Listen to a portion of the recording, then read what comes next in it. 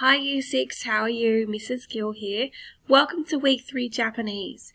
Now what we're going to do today is start learning some new vocabulary, which is going to describe different places you could visit in Japanese cities. So we have learnt the map of Japan and 10 of the most famous cities in Japan.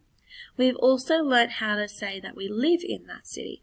So now it only makes sense that we learn how to also say or start to describe what places in these cities we can visit.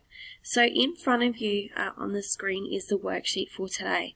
So you can see that there is a picture, the script, the Romaji and English. So this is kind of like a picture vocabulary chart. Now all of these words are on your laminated vocabulary chart, but this is a picture one to add to your folders so it's easy to remember these words using the pictures as some hints. Okay, so what I want you to do, I'm going to bring up a PowerPoint with these pictures in bigger size and with color so you can really see the detail of them. While I'm discussing each picture, I want you to trace over the script, the Romaji and the English. So we're going to do this first worksheet together, and I will explain what each of the pictures and the words are, and then you're going to have a go at the Sapporo City worksheet on your own. So let's get with this one. You need a pencil so you can trace over it. Alright, so I'm going to bring out these pictures in a bigger colour and make sure I'm not in the way. Righto, so our first new vocab word is the word for city or town. It is pronounced machi. Machi means city. So if you were talking about Tokyo City, you would say Tokyo Machi. If you were talking about Hiroshima City, you would say Hiroshima Machi. Okay? It can also be used for smaller towns like Aurora. You could say Aurora, because remember Japanese people have no L's. Aurora Machi. Aurora City or Aurora Town. Okay. Judging by the picture, this is definitely not Aurora and it's not Brisbane. This is a Japanese city. You can see that there's lots of high-rise buildings and the lights continue way into the background. You can see almost of a glow over the city at night time. Second word we're going to learn is train station. The word for train station is eki. Eki is a train station. So you can see in this train station we have a bullet train going past, which is why the bullet train is blurry because it's going so quickly. If you don't know what a bullet train is, it's essentially like a bullet because it goes so fast. So bullet trains in Japan go between 200 and 300 kilometers per hour on average, which is way faster than you can go in a car. When you're driving up to Toowoomba, the speed limit is 100 kilometers per hour. So these trains go 2 to 3 times faster than that. Because the trains are so fast and because there are so many eki everywhere in a Japanese city, most people just catch the train. It's quicker, you don't get stuck in traffic, and it's pretty cheap. So a lot of people don't even have a car, or if they do, they don't use it very much, and they'll just go to the eki and grab a train to where they need to go. The next word we're going to go to is garden. The word for garden in Japanese is niwa. Niwa, garden. So niwa is a spiritual place. It's a place of beauty. It's meant to be a place of tranquility and quietness. So Japanese gardens are not places you go kick your footy in, and it's not a place where you can really run around and play. In a Japanese garden, it is common to have lots of rocks. You have pebbles instead of grass. You'll have a pond, and inside that pond you'll have koi fish. Koi fish are the giant, colourful goldfish-looking things. They're actually native to Japan. And then you have little statues and places that you can decorate as well. And this one also has either a house or a sort of garden temple area where people can go. Speaking of temples, our next vocab word is otera. Otera, temple, te, that's how I remember it. So otera is temple. A temple is the most similar thing we have in Australia are probably churches. A temple is a place where you go to pray, you can make wishes, you can wish for good luck, you can be blessed by the monks that live there, and it's a very popular place to visit when you go to a Japanese city. You go to the famous temple of each city. So temples are usually made out of wood. You can see this one is painted, but all of this is hand-carved wood. And and obviously the roof is tiles. But all of this detail, it's not pre-made, it's not made out of metal, that's handmade and carved out of wood by people. And then we have shrines. So the word for shrine is jinja. Jinja, shrine, or tera, temple. Temples and shrines are very similar, however they belong to different religions. So even though as Australians we may think that they look very similar, this one again is hand carved, it's painted wood, there are rock gardens and there's steps up to it. They are different. So Buddhism is usually with temples. The Shinto religion is usually shrines. So I know that doesn't make much sense, but essentially it's like just two different types of churches, but it's a shrine or a temple is what we call them in Japanese.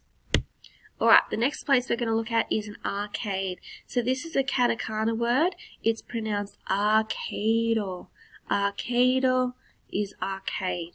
If you haven't been to an arcade before, they're really fun. Essentially, it's like a mini theme park inside with lots of games that you can play.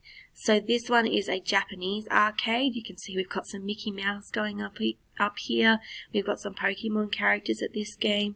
This lady here is actually playing a game which is a traditional Japanese drum when they drum in the ceremonies in our festivals. And she's playing that game. So you use gold coins or some sort of token. You get to go around to the machines, and they're all different themes and all for different types of games. Traditional arcade games are things like pinball, or like the motorcycle racing game, or what's another one? Deal or No Deal, that's another one. But in Japan, they are definitely based upon characters and different TV shows and cartoons. The next thing we're going to look at is souvenirs. The word for souvenirs is omiyage. Omiyage is souvenirs. You can see that this table is full of different types of souvenirs, but they are usually types of characters. Each city in Japan has its own unique special souvenir, and when you go visit a Japanese city, it's customary, or you're meant to, bring back a souvenir for your family and your friends to show them that you've been there and you've brought something back from them. So these souvenirs are kind of like a little demon character, obviously a nice one though, most likely that is a protector or bring good luck. And you can see this here, it says Okinawa. So this is Okinawa, the very south island of Japan. It's where we have lots of warm weather tropical beaches, hence all of the tropical Hawaiian shirts in the background. So these would be souvenirs you would get for Okinawa. Other Japanese cities have souvenirs which are food, which are like pre-packaged cakes or like rice treats or different types of sweets. So there's lots of different types of souvenirs. The next word we've got is festival. The word for festival is omatsuri. So tsu as in tsunami, omatsuri. You can see in this festival there are traditional dancers, there are drummers over here, and then there are normal people joining in. So festivals celebrate lots of different things. There may be a New Year's Eve festival or a New Year's Day festival, and each city will also have its own festival. Kind of like how we have the Alara show each year, where everybody celebrates what's famous about Alara. Japanese festivals are slightly different, but the same thing. Then we have the word for castle. Oshiro is castle. Every Japanese city has a traditional castle because before the government was introduced, Japanese cities had kings and queens and princes and princesses that used to live in the castle and look after the city. So each city will have an oshiro. The next one is shop. The word for shop is mise. Mise means shop. Now these mean like little shops along the street. You can see that the city is in the background and this is like a little marketplace. So kind of like a market, a small shop. The shops that we have along Alara Street in the main street, they would be mise. Okay, so little small shops are mise. Then we have koen. Koen means park. So you can see in this picture, this is a park that's in spring when all the cherry blossoms are in bloom. So these are all flowers on these trees. Each Japanese city, even though it's a very busy place and there's lots of buildings, each Japanese city will have a park that you can visit where you can sit down and have picnics and enjoy just some time outside. One of our last words we get to is restaurant. So restaurant is restaurant. So again, it's a katakana word. You can see in this restaurant, it's popular to actually see the cooks make your food in Japanese restaurants. If you've ever been to a sushi train, you can actually see the men making the sushi and then serving it up before it goes around the track. So this is a Japanese restaurant that's set out in a traditional way. Then we have another katakana word, which is the word for department store. Departo. Departo is department store. So to make the word shorter, Japanese people have chopped off the word store and just said departo. So a department store is probably what we would call a shopping center, like Grand Central, where there's lots of different levels, there's lots of different fancy shops, there's escalators, there's a food court, things like that. So Japanese people have departo. That's what they call it. The last word we have is konbini. Konbini means convenience store. So remember, Japanese people do not have a V in their alphabet. So instead of saying konbini, it's konbini. That's the closest as they can get to it. Kind of like a kombi. Konbini is the convenience store. So Japanese people have a 7-Eleven.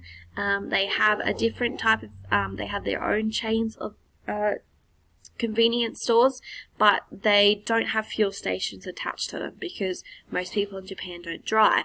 So essentially it's like a little corner store like the IGA where you can go in, there's all pre-packed meals, there's soft drinks, there's lollies, there's you know, different types of things like milk and bread and rice, all of your staples. Alright, so those were all of our new vocab words. So if I go back, hopefully by now, as we've talked through each of the pictures, you have a better understanding of what they are, and you've also traced over the script. Your next job today is to work on your own. You don't need me to explain this to you and work you through it. Is to label this map of Sapporo City. So on this map, I have given you labels in English of different places that are in the city. Okay, your job is to very neatly label all of the places in Japanese, hiragana or katakana, depending on the word, and then color in each place so they stand out. So I've done a pre-made one. This would be what the color version could look like. So you can see that the places are really standing out, and would have the labels in script there as well. If you finish that early, I've given you an extra task, which is to add in 3 more places on the map. So you can see there's a blank spot here, here, and here. You get to choose what would be in Sapporo. So even though this isn't accurate, obviously a department store and an arcade isn't this big, it's a way to practice labeling a map of a city. So that's your last job for today, coloring in the different places in the city and neatly labeling them in script. Alrighty guys, I think you've got a handle on these new words now. Let's have a go at doing this activity. I will see you around next week and have a lovely weekend. Bye!